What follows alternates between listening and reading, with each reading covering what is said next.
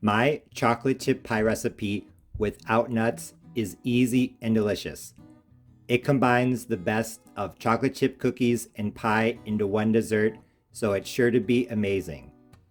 This recipe was originally invented by Nestle Toll House, and a lot of people here on YouTube have made their recipe. It looks amazing, but I like to do things my own way, and I think that I have come up with the best recipe. This is going to have a lot of chocolate, and since I'm making it without nuts, the chocolate is going to be center stage. Here in this bowl, I have 1 stick of butter, 113 grams that I am going to melt in the microwave. Usually with my pies, I use 6 tablespoons of butter, but I'm just going to use a full stick today, 8 tablespoons. To which I'm going to add half a cup of white sugar, 105 grams, half a cup of light brown sugar, 120 grams, 2 large eggs, and 1 cup of all-purpose flour.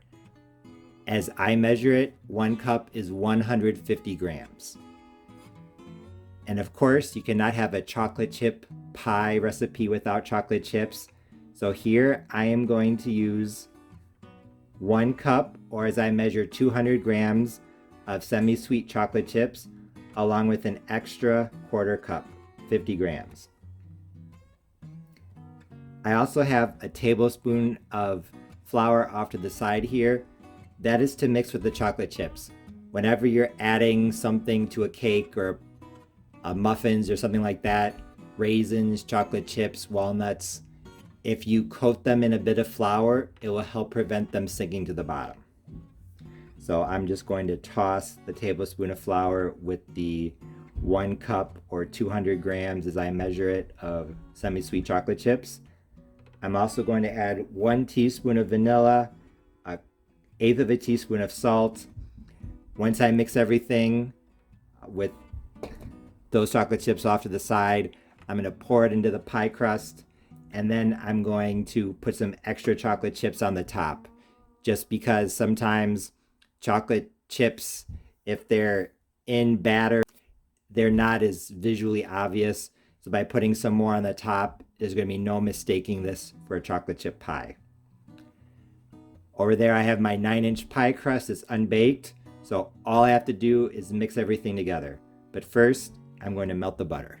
The butter is melted, so now in order to make the filling for my chocolate chip pie recipe without nuts, all I have to do is throw everything into the bowl.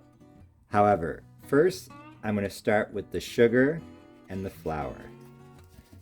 Sugar, flour, then I'm going to add the eggs towards the end. The melted butter is hot, so by adding the sugar and the flour first, I'm going to bring down the temperature so that when I add the eggs, I won't accidentally cook them. Now, they probably don't have to be combined totally.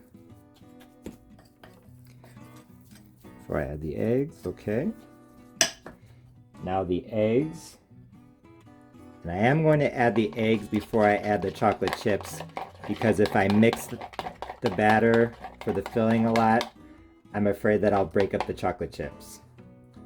So I just roughly beat. There's my oven. It's preheated to 350 degrees Fahrenheit.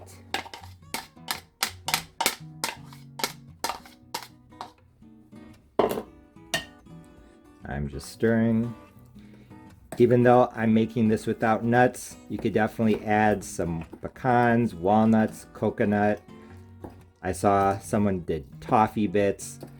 There are a lot of things you could do with this recipe, but like I said, I'm just making it with chocolate chips to focus on the chocolate. Now it's time to add in the chocolate chips themselves. Like I said, 1 cup, 200 grams, to which I'm going to add some flour. I'm going to start off with maybe half a tablespoon just in case. Nah, I'm going to need the full tablespoon, just like I thought.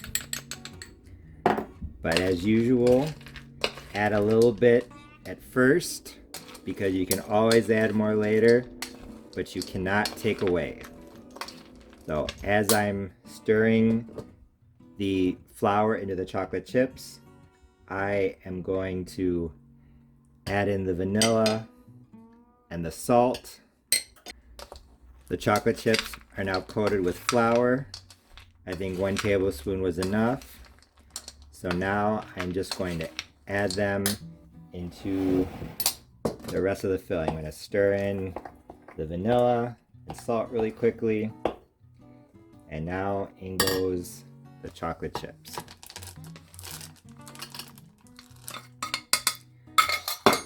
See, this recipe for chocolate chip pie is so easy. You don't need a mixer. All you need is a bowl and a spoon. Now that the chocolate chips have been thoroughly mixed into the filling, time to pour the filling into my unbaked 9-inch pie crust. Let's put it in like that.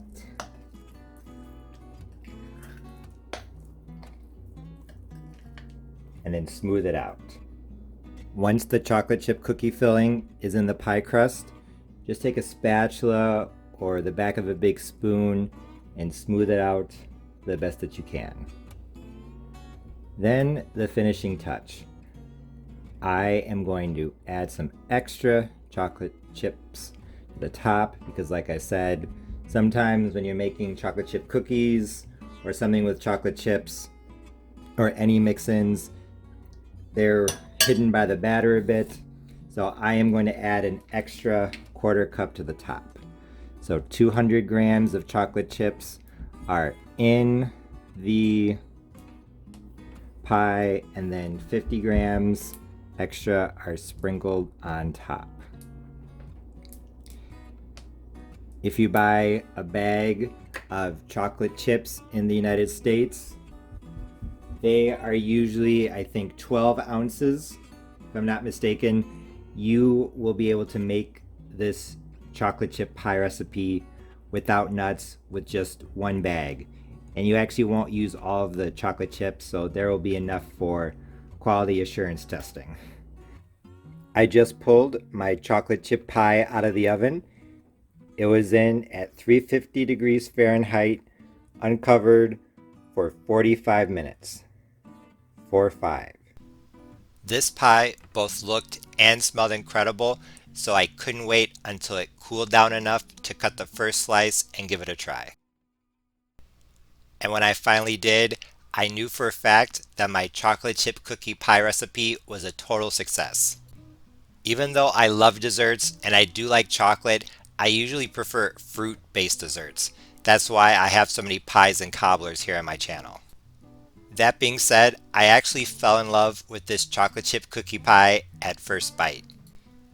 Even though I knew it was going to be good, I didn't think it was going to be that good. I absolutely love this. It was absolutely fantastic. But to be honest, I'm not totally sure why I liked this so much.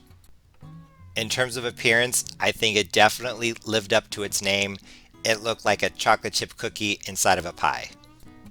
I was really glad that I put the extra 1/4 cup of chocolate chips on top of the pie because, like I said, sometimes chocolate chips get mixed into batters for cookies and things like that, and just by looking at something, you can't tell that there are chocolate chips in it, or it doesn't look like there are that many.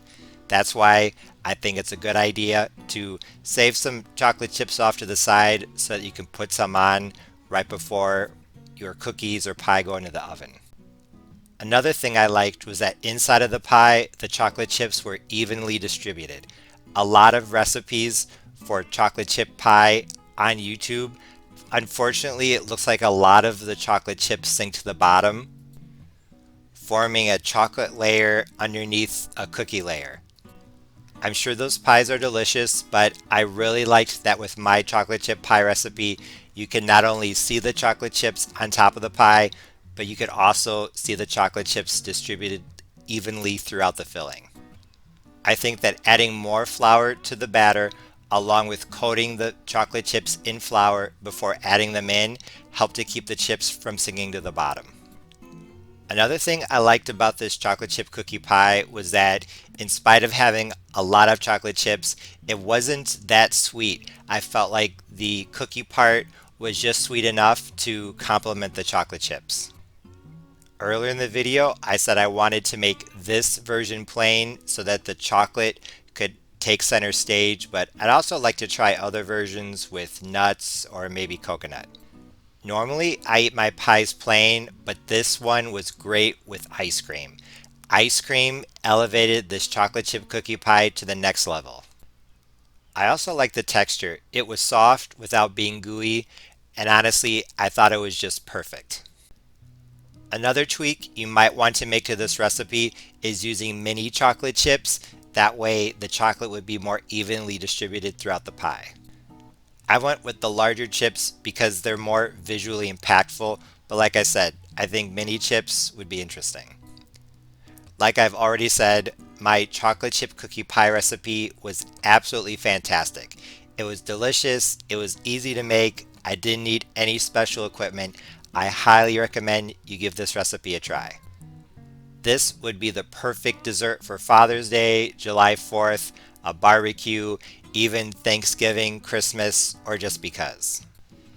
And like I said, don't forget the vanilla ice cream. You won't regret it. As always, thanks for watching. See you next time.